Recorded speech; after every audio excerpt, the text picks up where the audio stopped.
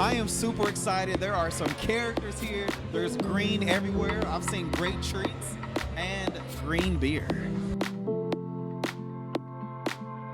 know, when you come here, it's a shag club, but it's also kind of a social club. You don't have to dance. If you just want to people watch, come people watch. It's a way to come out to have good, clean fun, a great atmosphere, a great place to just hang out and make new friends and have old friends come around. So it's just been a real good community thing.